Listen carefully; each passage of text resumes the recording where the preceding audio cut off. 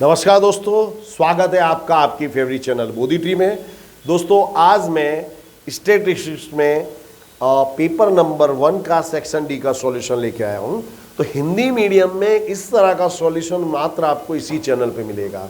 तो चैनल को सब्सक्राइब कीजिए, अपने दोस्तों के साथ इसको शेयर कीजिएगा ताकि उनको भी पता चले। और जितना ज़्यादा मुझको आप व्यूज़ मिलेंगे, जितना ज़्यादा सब्सक्रिप्शन मेरा बढ़ेगा, उतना ही ज़्यादा मुझको मोटिवेशन मिलेगा और उतना ही ज़्यादा हम लोग आपके साथ वीडियो शेयर करेंगे। So now let's start section D of paper 1। सो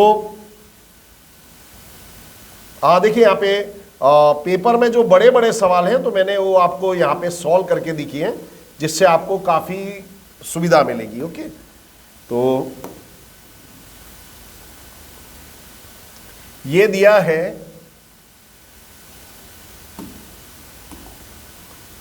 प्रश्न है हमारा, किसी एक कंपनी में काम करने वाले कर्मचारियों की वर्ष 2008 से 2014 तक वार्षिक आय की माहिती निम्नानुसार है। इस पर से अचल आधार की रीत से सूचकांक आपको ज्ञात करना है। कौन सा? अचल आधार की रीत। और आधार वर्ष लेना है 2008 को। तो अचल आधार की रीत में जो आधार वर्ष की वैल्यू है बदलती नहीं है, बराबर। पारंपरिक आधार में आधार वर्ष की कीमत बदलती रहती है। तो अचल आधार की रीत का आपको उपयोग करना है और आपको बोल दिया गया है 2008। अगर नहीं बोला हो तो सबसे पहली वैल्यू को अपने यही लेते हैं। तो अचल आधार की रीत का सूत्र है चालू वर्ष की कीमत बटे आधार वर्ष की कीमत गुणे 100। सूत्र लिख लीजिएगा, बराबर। So now let's start. देखिए, सबसे पहले हमने डेटा लिख दिया। वर्ष औसत आय क्या है हमारा सूत्र? चालू वर्ष की कीमत 36, आधार वर्ष की कीमत भी यही है 36 गुणे 100। तो क्या आया? 100। इसमें से याद रखना आधार वर्ष का सूचकांक 100 होता है। ये कई बार पूछा जा चुका है कि आधार वर्ष का सूचकांक कितना होता है, तो 100, बराबर। तो ये आया 100। फिर क्या आएगा? चालू वर्ष का सूचकांक बटे आधार वर्ष। आधार वर्ष कितना है? 36 गुणे 100। फिर चालू वर्ष का सूचकांक 48, आधार वर्ष का 36 गुणे 100। चालू वर्ष का 52, आधार वर्ष का 36 गुणे 100। चालू वर्ष का 60, आधार वर्ष का 36 गुणे 100। बहुत ईजी सवाल है। इस तरह से हम सारी वैल्यूज निकाल देते हैं। इसके अलावा आपको कुछ और करना इसमें नहीं होता है। अगला सवाल देखिए, sigma P1 Q0 upon into jam sigma P0 Q0 बराबर 5 जैम 3। तो sigma P1 Q1 jam sigma P0 Q1 बराबर 3 जैम 2 हो तो लास्पेयर, पासे और फिशर का सूचकांक ज्ञात करो। तो देखिए, इसको लिया sigma P1 Q0 upon P0 Q0, ये 5 जैम 3 हो जाएगा 5/3, बराबर। हमारा लास्ट पेयर का सूचकांक क्या है? Sigma P1 Q0 upon sigma P0 Q0 into 100। तो ये आपका 5/3 ये रहा इसकी जगह पर, और 100, तो बराबर। तो इसको जब हम गणना करेंगे तो हमको मिलेगा 166.67। अब है ये वाली गणना, sigma P1 Q1 upon sigma P0 Q1 बराबर 3/2, 3 जैम 2 यानी 3/2। हमारा पासे का सूचकांक है sigma P1 Q1 upon sigma P0 Q1 into 100। तो इसकी वैल्यू 3/2 इंटू 100, इससे डिवाइड किया 50 इंटू 3 150। लास्ट पेयर और पासे का सूचकांक आपको मिल गया। अब चाहिए आपको फिशर का सूचकांक। तो फिशर का सूचकांक है IF is equal to √IL into IP। ये रहा। तो 166.67 इंटू 150, दोनों को मल्टीप्लाई करेंगे, उसका वर्गमूल ये रहा। ओके, तो इस तरह से हम इसको कर दिया हमने सॉल्व। अगला सवाल देखिए, नौकरी के लिए आए 5 उम्मीदवारों का ये उन्होंने रैंक दिया है, बराबर। तो इस पर से क्रमांक सह संबंधांक ज्ञात करो। तो देखिए, इसमें अगर जब भी क्रम शब्द आवे, बराबर, क्रम शब्द आए तो आपको क्रमांक सह संबंधांक ही निकालना है। इसको याद रखना पहली बात। तो जब भी क्रम शब्द आवे तो आपको क्रमांक सह संबंधांक ही निकालना है। तो देखिए हमारे कैंडिडेट हैं 5 कैंडिडेट ABCD, ये आर ऑफ एक्स है या R of y, R of x, R of y, R of x, R of y, बराबर, ये सब लिख देंगे। इसमें यहाँ याद रखना है, पहला एक्स का क्रम, दूसरा वाई का, एक्स का वाई का। D, d is equal to r x minus r y, d यानी क्रमांकों के बीच का अंतर। 3 minus 5 minus 2, 5 minus 4 1, 1 minus 2 minus 1, 2 minus 3 minus 1, 4 minus 1 3। D square यानी इसका स्क्वायर करेंगे, 2 का वर्ग 4, 1 का वर्ग 1, माइनस 1, देखिए माइनस 1 का वर्ग यानी माइनस 1 गुणे माइनस 1, तो माइनस माइनस प्लस 1 होगा, निशानी में भूल नहीं होनी चाहिए। माइनस 1 का वर्ग 1, 3 का वर्ग 9, टोटल हुआ 16, बराबर। अब ये हमारा सूत्र है, R बराबर 1 minus 6 sigma d square upon n into n square minus 1। तो सूत्र है हमारा ये, तो देखिए 1 माइनस 6 सिग्मा डी स्क्वायर, ये रहा आपका 16, n कुल 5 है तो 5, 5 का वर्ग 25 माइनस 1, तो 1, 16 6 96, 25 माइनस 1 24, 24 पंचे 120। अब देखिए, अब जब पहले इधर निपटो, इसको अभी डिस्टर्ब मत करो, 120 से 96 में भाग दो तो आएगा 0.8, माइनस करने पे आपको मिलेगा 0.2, बराबर। अगला है, यदि x बराबर 30, y बराबर 50, r बराबर 0.8, x और y के प्रमाणित विचलन क्रमशः 2 और 5 हो तो y की x पर से नियत संबंध रेखा ज्ञात करो। तो प्रमाणित विचलन याद रखो, x का प्रमाणित विचलन यानी एस एक्स 0. वो कितना है 2, y का प्रमाणित विचलन, प्रमाप विचलन ये 5, ये संकेत आपको याद रखना है। तो y की x पर से नियत संबंध रेखा, तो B Y x is equal to r into s y upon s x. तो आपके पास क्या डेटा है उसके हिसाब से जो सूत्र लगता है वो लगाएंगे हम लोग, ओके। तो r है आपका 0.2, 0.8 सॉरी, एस ऑफ है एस एक्स 5, एस वाई 2, तो देखिए 2 से इसको कैंसिल करेंगे 0.4, 0.4 गुणे 5 करोगे तो आएगा 2। अब y की x पर से a निकालना है, तो a is equal to Y bar minus B X bar. तो y बार कितना है आपका 50, b कितना है आपका 2, x बार कितना है 30, 50, 30 दूनी 60, क्या आया माइनस एक्स, बराबर। अब हमको निकालना है नियत संबंध रेखा। नियत संबंध रेखा क्या होगी, y cap is equal to a plus B X. A आपका कितना आया था -10, b कितना था 2x, ये होगा हमारी नियत संबंध रेखा, ओके। सूत्र वगैरह आपको खास याद रखने का, नियत संबंध रेखा, नियत संबंध मॉडल भी इसको बोलते हैं। अगला है, एक द्विचर माहिती के निम्न अनुसार परिणाम मिलते हैं, उस पर से y पर से x की नियत संबंध रेखा ज्ञात करो। अब पहले ये डेटा को समझिए, अवलोकनों की संख्या यानी ये हो गया आपका n, मध्यक यानी ये हुआ x बार, ये हुआ y का मध्यक y बार। मध्यक में से लिए गए विचलनों के वर्गों का योग, मध्यक में से लिए गए विचलन, मध्यक यानी x माइनस एक्स बार, ये मध्यक पे से लिया गया विचलन, इसका योग यानी ये, इसके वर्गों का यानी इधर स्क्वायर, बराबर। जैसे y का मध्यक पे से लिया गया विचलन y माइनस वाई बार, इसके वर्ग यानी ये, इसका योग यानी ये, बराबर। इसमें सबसे इंपॉर्टेंट चीज है कि इसको किस तरह से दर्शाना है, वो वहां पे स्टूडेंट्स की बहुत भूल होती है। फिर मध्यक में से लिए गए विचलनों के गुणनफल का योग, तो मध्यक में से लिए गए विचलन यानी x का x माइनस बार, y का y माइनस बार, ये हो गया इनका गुणनफल, यानी दोनों को मल्टीप्लाई करें, गुणनफल उसका योग यानी ये, बराबर। इस सवाल में सबसे इंपॉर्टेंट चीज जो मैंने आपको बताई वो है कि किस चीज को कैसे दर्शाते हैं, क्या आपके पास, ओके। अब इसके बाद आप सूत्र में वैल्यू रख दो, जैसे जो मैंने आपको बताया था वही लिख दिया यहाँ पे। अब हमारा जो डेटा है उसके हिसाब से सूत्र ये होगा, B Y x is equal to sigma X minus X bar into Y minus Y bar upon sigma X minus X bar का होल स्क्वायर। तो ये है आपका 115 और ये x ये था 130 कितना है 0.88। y का अब a निकालेंगे, a is equal to Y bar minus B X bar. देखें y की x पर से यानी बी वाई एक्स, तो बी वाई एक्स तो पहले यहाँ y आएगा फिर x रखेगा।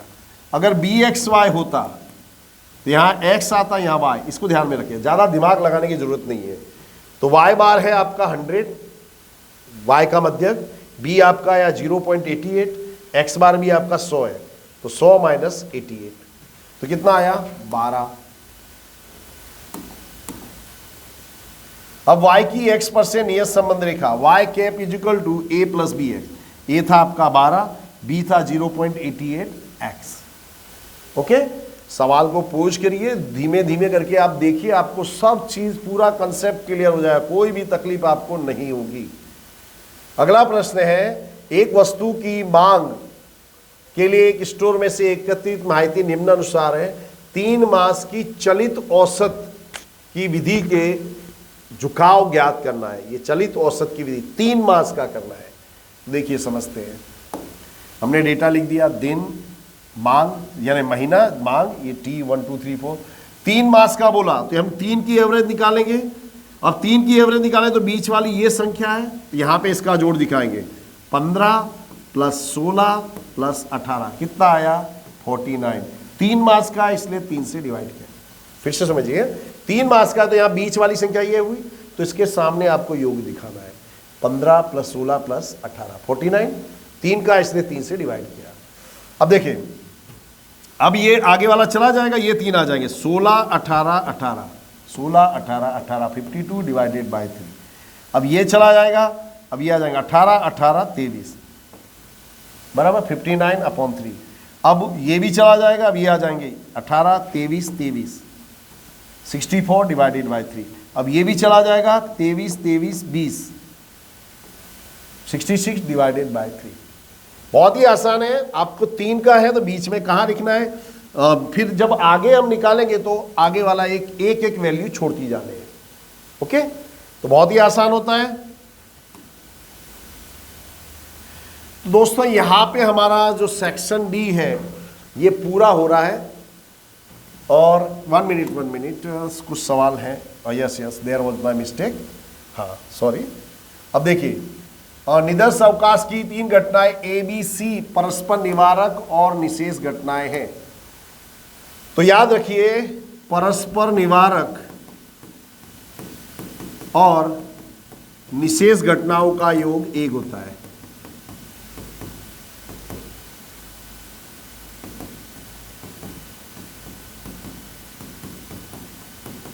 योग 1 होता है, बराबर। और परस्पर निवारक घटनाओं में इंटरसेक्शन नहीं मिलता। जैसे अगर ए और बी परस्पर निवारक है तो पी ए इंटरसेक्शन बी बराबर होगा 5। ये चीज याद रखना। तो हमको दिया है P of C dash 0.8, 3 P of B is equal to 2 P A dash, बराबर। तो परस्पर निवारक घटना है, बराबर। तो आपको क्या करना है, P of A P of B निकालना है। तो P of C F dash दिया है आपको, पी ऑफ सी, तो पी ऑफ सी बराबर होगा 1 minus P of C dash, तो ये आया 0.2, बराबर। अब ये आपको दिया था 3 P of B is equal to 2 P of A dash, तो पी ऑफ ए डैश बराबर होगा 1 माइनस पी ऑफ ए। इसी तरह आपको पी ऑफ ए बराबर होगा 1 minus P of A dash. तो और P of A plus P of A dash बराबर होगा 1। ये सब मैं आपको छोटी छोटी सी डिटेल बता रहा हूँ, आपको कोई तकलीफ नहीं होगी। तो इसकी जगह पे आया 1 माइनस पी, अब ये 2 का अंदर गुण होगा, 2 एकम 2 माइनस 2 पी ऑफ ए। अब क्या होगा, 3 इसके बटे में आ गया। ये हमको मिला पी ऑफ बी की वैल्यू, बराबर।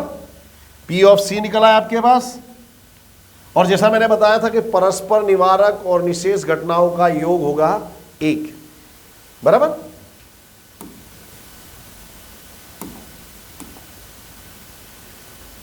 तो अब देखिए, P of A P of B P of C बराबर 1। तो P ऑफ ए आपके पास नहीं है, P ऑफ बी की जगह ये था, P ऑफ सी 0.2। अब आप एलसीएम लोगे, तो 3 इसके गुणे में जाएगा 3P of A, 2 minus 2P of A, 3 इसके गुणे में जाएगा 3 दूनी 6, और 3 इसके यहाँ पे आएगा तो 3 इससे मल्टीप्लाई होगा तो 3 एकम 3।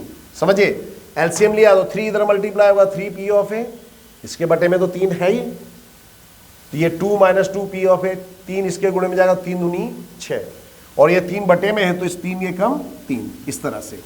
बराबर। अब देखिए 3P ऑफ ए में से 2P ऑफ ए निकल गया तो 2P of A, P of A 2 plus 0.6 2.6, ये उस तरफ जाकर माइनस, P ऑफ ए बराबर 0.4। जब भी आप इस तरह से स्टैटिस्टिक्स में सवाल सॉल्व करें तो जो भी आंसर आता है उस पर इस तरह से बॉक्स बना दें, इससे आपकी इंप्रेशन बहुत अच्छी पड़ती है और आपको भी सुविधा रहती है। अब P ऑफ बी बराबर हमारे पास ये था 2 minus 2P of A upon 3, तो 2P ऑफ ए की जगह क्या लिखोगे आप 0.4, तो 2 4 जा 8, ये 1.2 अपॉन 3 क्या आया 0.4। बराबर। इंपॉर्टेंट चीजें याद रखना है कि परस्पर निवारक और निशेष घटनाओं का योग 1 होता है। बराबर। अगला है यादृच्छिक प्रयोग के निदर्श अवकाश की 2 घटनाओं के लिए P ऑफ ए बराबर 2/3, P ऑफ बी बराबर 3/5, P of B oblique A is equal to 3/4। बराबर। तो ये याद रखिए, इसको बोलते हैं शर्ती संभावना, P of B oblique A. तो शर्ती संभावना में इन दोनों घटनाओं का इंटरसेक्शन ऊपर आएगा और नीचे ये वाली घटना आ जाएगी। बराबर। अगर P A ऑब्लिक B होता तो P A intersection B upon P of B लिखते, इसको बोलते हैं शर्ती संभावना। और शर्ती संभावना में जो शर्त होती है, जो कंडीशन होती है, उसको नीचे रखते हैं। बराबर। देखिए आपको जो दिया है उसी का सूत्र लगाओ, P of B oblique A is equal to P A intersection B upon P of A। इसकी value 3/4, P A intersection B हमारे पास नहीं है, P ऑफ A 2/3। आगे देखिए, अब देखिए 2/3 यहां मल्टीप्लाई होगा तो 2/3 इसके गुणे में आ जाएगा, 3 से 3 कैंसिल, 2 1 जा 2, 2 2 जा 4। P इंटरसेक्शन B बराबर 1/2। Okay.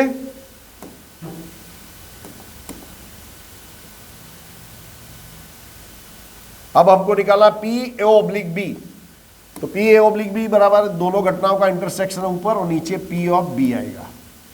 P A intersection B 1/2, P of B 3/5। तो देखिए 1/2, 3/5 पलट के ऊपर आएगा 5/3, 5 एकम 5 बटे 3 दूनी 6। बराबर।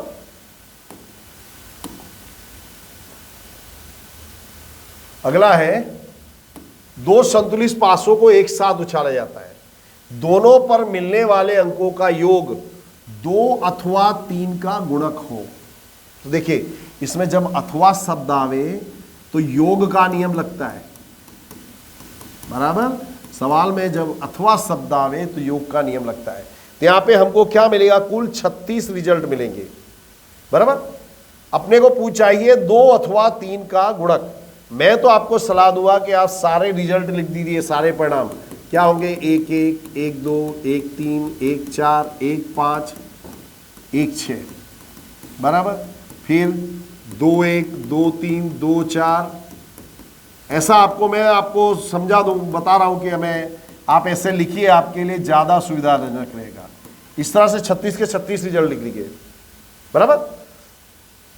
तो देखो पहला क्या है कि मान लिया कि A घटना ये कि 2 का गुणक हो। 2 का गुणक क्या है, 2 4 6 8 10 12, ये रिजल्ट मिलेंगे 1 1 1 3 1 5 2 2 2 4। बराबर। सारे रिजल्ट लिख लिए। 3 का गुणक हो, उसको घटना माना B, तो A का A की संभावना होगी, कुल कितने रिजल्ट मिले आपको 18, 18 बचे 36 यानी 1/2। 3 का गुणक यानी जिन संख्याओं को 3 से निशेष भाग दे सके, तो परिणाम क्या होंगे, 3 से निशेष भाग दे सके से 1 2 1 5 2 1, ये जो 36 रिजल्ट जो आप लिख रहे हैं परिणाम उसमें से सिलेक्ट कर लेना। कितने आए? 12। बराबर। फिर उसके बाद आपको अथवा शब्द आवे तो इंटरसेक्शन निकालना है। क्या था सवाल? 2 अथवा 3 का गुणक, 2 अथवा 3 का गुणक। तो ऐसे अवलोकन ढूंढने का, ऐसे परिणाम ढूंढने का जो 2 के भी गुणक हो 3 के भी। जैसे 2 3 6, तो 6 क्या है? 2 का भी गुणक है, 3 का भी गुणक है। तो जिन परिणामों का योग 6 और 12 हो वो इसमें आ जाएंगे इंटरसेक्शन में। तो देखिए 1 5 6, 2 4 6, 3 3 6, 4 2 6, 5 1 6, 6 6 12, 6 रिजल्ट मिलेंगे आपको पी इंटरसेक्शन बी में। तो m अपॉन ए 6/36। तो मैंने आपको बताया कि जब अथवा शब्द आए तो योग का नियम लगता है P A union B, P A union B is equal to P of A P of B minus P A intersection. P of A 1/3। देखिए ऐसा करो ही मत, मैं आपको बताऊं। 18/36 ये था 12/36 माइनस 6/36। कैंसिल मत करो, मैं आपको बता रहा हूं, सीधा एलसीएम लेना, क्योंकि आपको छेले उपयोग करना था। एलसीएम का क्यों जनरेट करो? बराबर। 18 12 30 माइनस 6 24/36, 12 दूनी 24, 12 तिया 36। आप इस तरह के कैंसिल करो ही मत, तो आपके लिए ज्यादा आसान पड़ेगा। बराबर, क्लियर। नेक्स्ट सम, यह कि यादक्षी चल x का वितरण p ऑफ x जो k into 5 p x, x is equal to 0 1 2 3 4। तो अचल k और उसका वितरण का मध्यक ज्ञात करो। तो देखो आपको दिया है p ऑफ x बराबर k इंटू 5 पी एक्स। तो देखो ये अब क्या करना है इसमें, आपको ये सारी वैल्यू 1 बाय 1 यहां पर रखनी है। तो पहले हमने रखा 0, तो 5p0 यानी 1, 5p0 यानी 1, तो k इंटू 1 k, 5p1 यानी 5, तो 5k हो गया। 5p2, 5p2 यानी 5 इंटू 4, 2/1, 2 2 जा 4, तो क्या आया 10। Sorry permutation, I am sorry. 5p2 यानी 5 इंटू 4, 5 चौक 20। 5p3 परमुटेशन है ये, क्रमचय 5 4 3, 5 को 3 स्टेप पीछे ले जाओ, 5 चौक 20, 20 तिया 60। 5p4, 5 4 3 2, 5 चौक 20, 20 तिया 60, 60 दूनी 120। 5p5 भी वही होगा, 5p5 यानी 5 फैक्टोरियल, तो भी वही होगा। अब ये क्या है? संभावना वितरण है। तो संभावना वितरण में क्या होता है? सभी घटनाओं का योग 1 होता है। बराबर। संभावना वितरण के नियमानुसार सभी घटनाओं का योग होता है 1। Sigma p x is equal to 1, p0 plus p1 plus p2 plus p3 plus p4 plus p5 बराबर 1। p0 था k, p1 5k, ये 20k, ये 60k, 120, 100, सबका टोटल हुआ 326k। तो k बराबर 1/26। तो अपने को अब ज्ञात क्या करना था? p ऑफ 0 बराबर है k यानी 1/326। बराबर। इसमें यह चीज याद रखना कि संभावना वितरण के नियम अनुसार सभी घटनाओं का योग होता है 1। बराबर। और सभी घटनाओं का हमको संभावना वितरण निकालना था, सबकी वैल्यू। तो p0 था आपका k, तो 1/5k यानी 5 ये रहा, 5k यानी 5, k की जगह 1/326, तो क्या हो जाएगा 5/326। और फिर p2 था 20k, तो 20 इंटू 1/326, तो क्या हो जाएगा 20/326। इस तरह से हम सारी वैल्यू रख देंगे, यानी जहां पर k है वहां पर लिखेंगे 1/326। बराबर। k की वैल्यू हम रखते जाएंगे, तो सभी घटनाओं का वो संभावना वितरण निकलेगा। अब इसका मध्यक निकालना, मध्यक निकालने का सूत्र आप याद रखना, sigma x into P of x, x into P of x. तो देखो sigma x, x into P x, तो पहले 0, फिर 1 2 3 4 5, फिर इनकी जो वैल्यू आई थी वो लिखो। बराबर। जो आपने जो वैल्यू आई थी p ऑफ x की, देखिए 1 की कितनी थी 5/326, तो ये लिखा बराबर। 2 की कितनी थी 20/326 ये, और सबको हम करेंगे मल्टीप्लाई, तो इस तरह से ये मिलेगा 1305/326। ओके, सवाल थोड़ा लेंथी है, इसको आप वीडियो पॉज करके इसको दिख के लिखिएगा तो आपको आसानी से समझ आ जाएगा।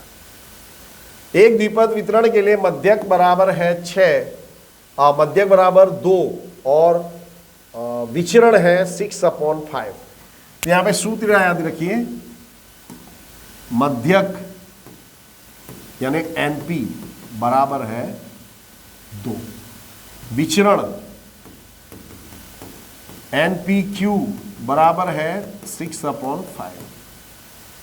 तो अब क्या करेंगे भाई, ये जो NP है इसकी जगह मैं लिखूंगा 2 गुणे Q बराबर 6/5, यानी Q बराबर होगा 6/5 गुणे 2, ये 2 इसके गुणे में आएगा, 2 3 6, Q बराबर 3/5 बराबर। अब Q आ गया, अब आपको P चाहिए, तो P is equal to 1 minus Q 1 minus 3/5, तो 5 एकम 5, उसमें से 3 गया 2/5। तो देखिए आपके पास P भी आ गया, Q भी आ गया बराबर, N भी आपको चाहिएगा। अब NP बराबर आपके पास क्या है 2, तो NP की जगह में क्या लिखूंगा 2/5, तो N बराबर होगा 2 गुणे 5/2, 2 से 2 N बराबर 5।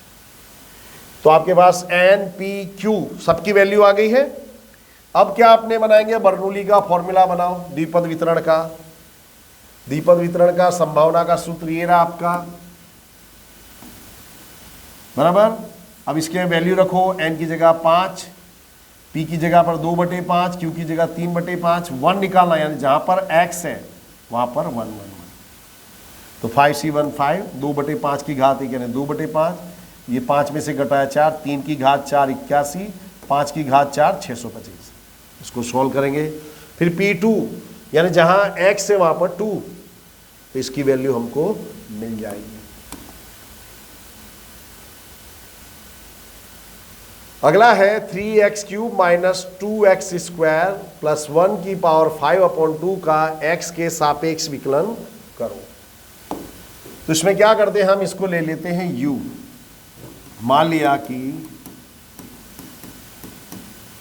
u बराबर 3x³ माइनस 2x² प्लस 1, तो y बराबर आपके पास हो जाएगा u की पावर 5/2 बराबर।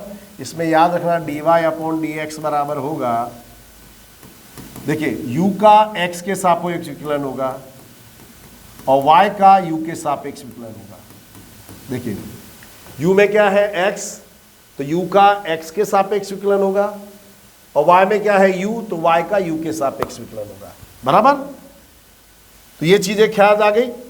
तो पहले हमने निकालेंगे u का विकलन du/dx, इसका विकलन। तो देखिए du/dx, तो यहाँ पे 3 आएगा, ये मिस्टेक है, तो 3 3 9, और यहाँ से 1 कम कर देंगे तो x की घात 2, 2 दूनी 4, यहाँ पे 1 घात कर देंगे, ये कांस्टेंट है, इसका विकलित होगा 0। dy/dx, तो देखिए ये घात आगे आ जाएगी 5/2, और इसमें से -1 होगा, u की घात 5/2 -1, तो 2 एकम 2, तो 5 में से 2 गया, u की घात 3/2। तो देखो ये आया अपना du/dx, ये आया dy/du। देखिए ये सूत्र मैंने आपको पहले ही बता दिया है, अब इसमें अपने वैल्यू रख देंगे तो आपकी चीज़ें एकदम आसान हो जाएगी।